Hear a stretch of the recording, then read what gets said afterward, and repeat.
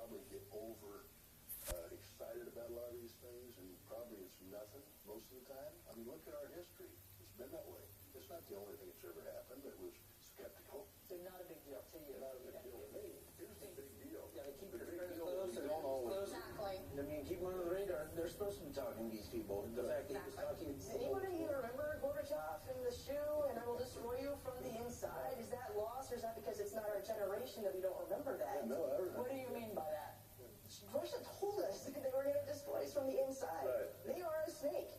Oh, sure. They are. Well, We no, know we don't this. disagree on that. And so keep your friends close and your enemies closer. We've been doing that, I think, over the years, and we haven't. I could see how you would want to go ahead and increase communications with them, but that is a slow, careful process, not let's get in bed with Russia. I don't want to be buddy-buddy with the bad guy. I don't think we are. I That's think we that's a absolutely... pity when you say No, that. I don't think we're buddy-buddy at all. I think what it comes down to is you've got to look at Trump from a business person, and if I'm sitting down, I'm doing a business deal with you.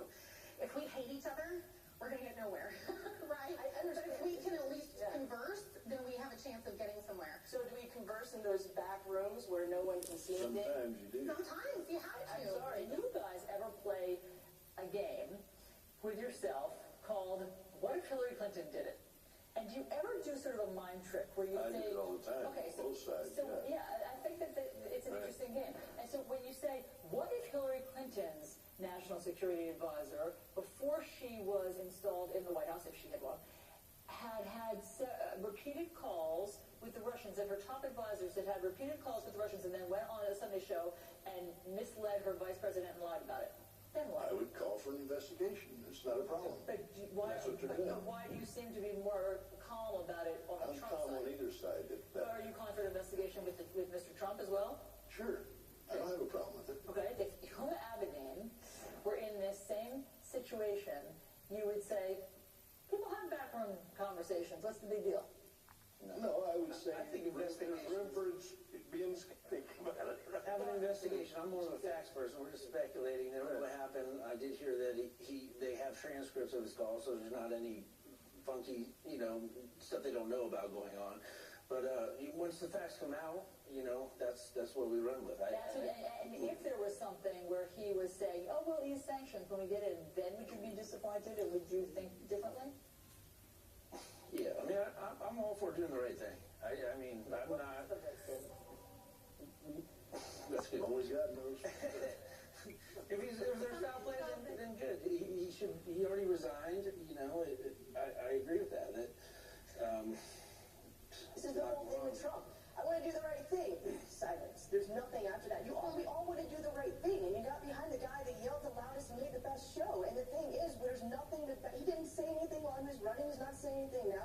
And you don't know what that right... You can't even tell. Please, I really... And I don't mean this as an attack. I'd like to sit back and be calm and really listen. But at the end of the day, it seems like when someone on the right does something wrong, there's an automatic assumption that they're wrong and that there was evil motive there.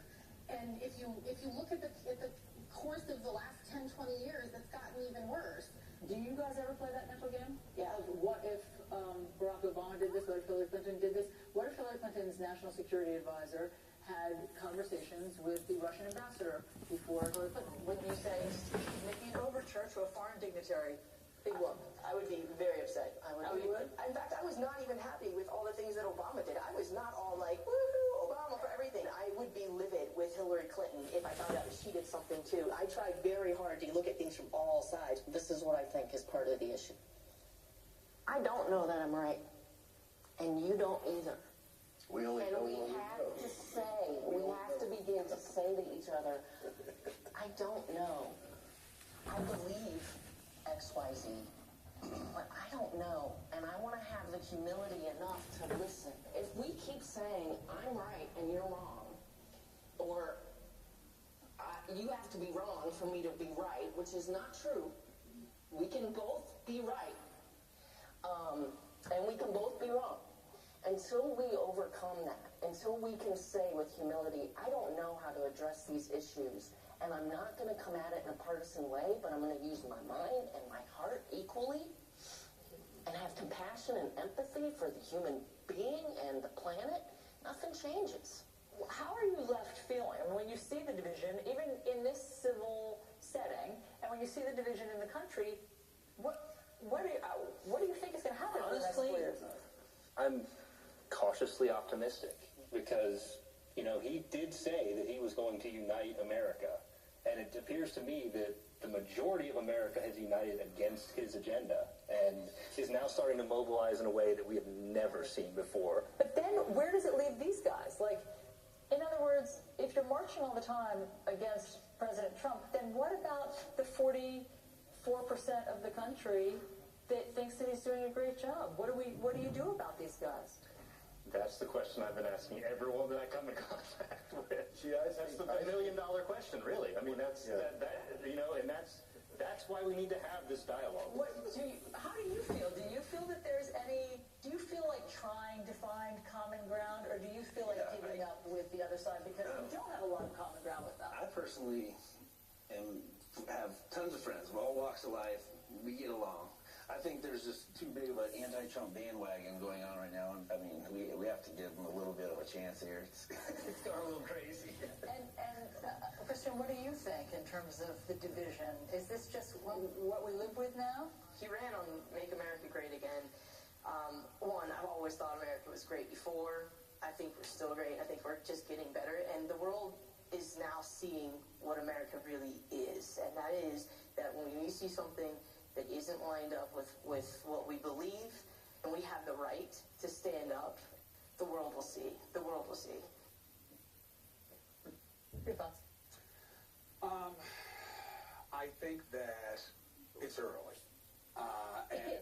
It is early. It feels as if it's been longer than a month. But it's a month. It's early. The president has presented a lot of challenges to himself by what he says and what he does. He's provocative, he's confrontational, and he often doesn't have the facts on his side. So he's been getting beat up.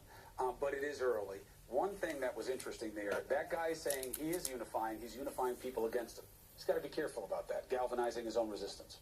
Well, I mean, look, that's how many Democrats feel, and as we talked about in the panel there, that leaves the other side out again. But in any event, we'd love to hear your thoughts on all of this. You can tweet us using the hashtag NewDayCNN, or you can post your comment at facebook.com/NewDay. So we will read those, and we'll choose a few of those responses to read later in the program. Republicans and Democrats, because you Democrats have to figure yourselves out tonight in the big debate. Who's going to lead your party? All right, thanks to our international viewers for watching. For you, CNN Newsroom's coming up. For our U.S. viewers, we're getting after it on